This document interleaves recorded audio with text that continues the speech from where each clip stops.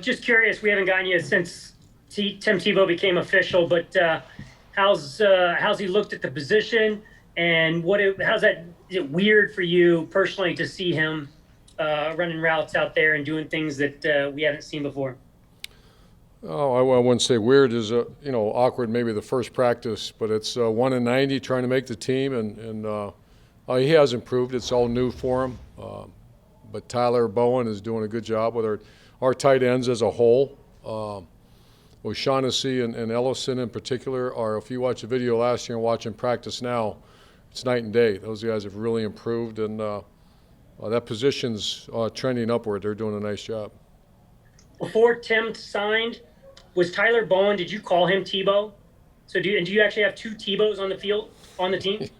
I actually walked down the hallway and I heard someone call him that, Tebow or something like that. I said, "What was that?" And so I guess that's a nickname. I'm not sure if they're changing that or whatever. I let more important people make those decisions. Thanks, sir. Yep. Thanks, Mark. Let's go to D-Rock and then Cole.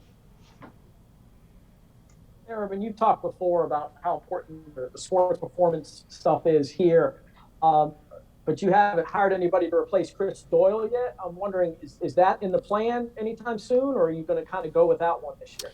Yeah, at this point, I think we're going to stand pat. I've watched it very closely. Obviously, that's an area that, I know, Mike, we've followed each other for a long time. That's something that's been A1A with Mickey Marotti and the training staff, but these guys have been phenomenal. That's an evaluation every day. At this point, I'd grade our guys an A+, and not I grade them, but the players do at the end of the day. And so as of right now, we're standing pat. Okay, and I have a quick Tebow follow-up. What is the plan for him? Is the plan for him to just be strictly a tight end, or is your plan for him to kind of do a lot of stuff, wildcat quarterback, carry the ball short yardage, that kind of stuff? I think it's one step at a time and see what happens. I think before you start having those conversations, you got to feel where he's at in the depth chart, et cetera. So obviously it's only been a couple of days, so we have not had that conversation as an offense yet, offensive staff. Thank you. Thanks, D-Rock. Let's go to Cole and then Mia. All right, we're going to skip Cole and go straight to Mia. Hi, Urban. I know during rookie camp, Trevor was definitely on a pitch count, and you had alluded to hopefully by mini camp he wouldn't be. What's kind of the status in terms of how you're dividing up the quarterback reps and how Trevor is doing with obviously a full team around him? Yeah, he had a great day yesterday, okay day today. But I just talked to Coach Schott because I knew he'd be asked that question. I just want to give you the right answer, and that is that he's not necessarily on a pitch count. They monitor every throw, and if there's anything they have to adjust, they will. And it's been full speed ahead since the last 2-3 practices. So I don't want to say he's off a pitch count because they're monitoring every throw. But when you have 4 quarterbacks, he's not getting overused right now. We just on an hour and a half practice, you just don't get really enough throws. And you mentioned he had a good day yesterday, okay day today. What maybe did you see yesterday that you didn't see today? Well, a big reason it was red zone emphasis, and that's obviously a very hard area of the field. The field changes, especially against NFL talent all over the field, and defense had the upper hand today. It wasn't just him. So just new area of the field, which is why you spend so much time down there practicing. Completely different game. Very accurate yesterday. Today was just we all struggled, not just him, offensively.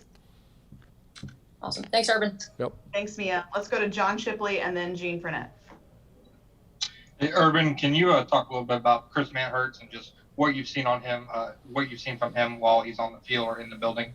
Yeah, he was a guy that we ID'd early in the free agent process.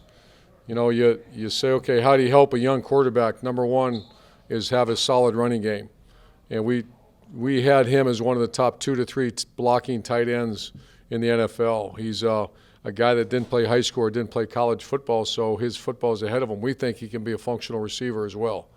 But he's highly respected throughout the NFL as a blocker. We talked to people who've gone against him. We've talked to people that coached him, and he's even been better than advertised it since he's been here. So that was the number one reason, is to be able to extend the line of scrimmage, which helps a young quarterback. And that was the reason, and we went and got him, and couldn't be happier to have him. Thanks, Herb. Thanks, John. All right, let's finish up with Gene Frenette. Just me. Go ahead, Gene. You're good. Hey, Herb. Obviously, with all that's been going on with the NFLPA this offseason, a little bit, some players want to have a de-emphasis on participation in OTAs.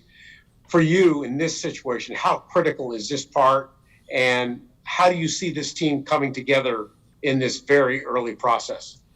Well, first of all, I respect the PA, and we try to do the very best we can by them. You know, for example, we had a chance to go 4 OTAs this week. We did 3. You know, we're trying to do right by the players. I have a group of players that we visit with constantly.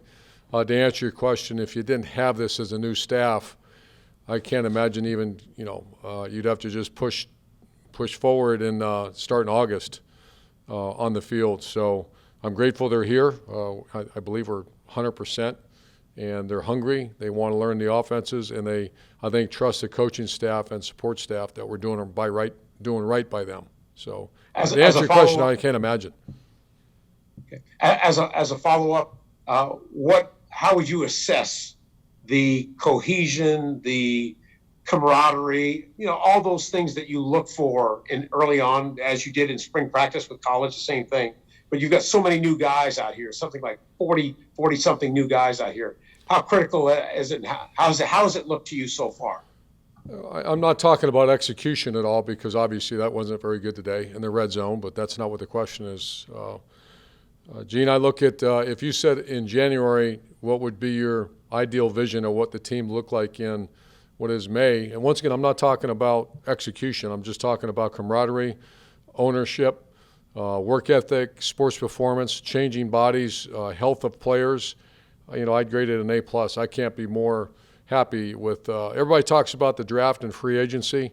I'm not going to let people forget there's a great core group of players in the Jaguars organization that want to win. And it's our coach's job to give them an opportunity to win. So they're all here. They all enjoy being around each other. They enjoy being around the staff. And it's been really good. Thank you. Thank you. And thank you, Coach, for your time. That's all. You too. Thank you.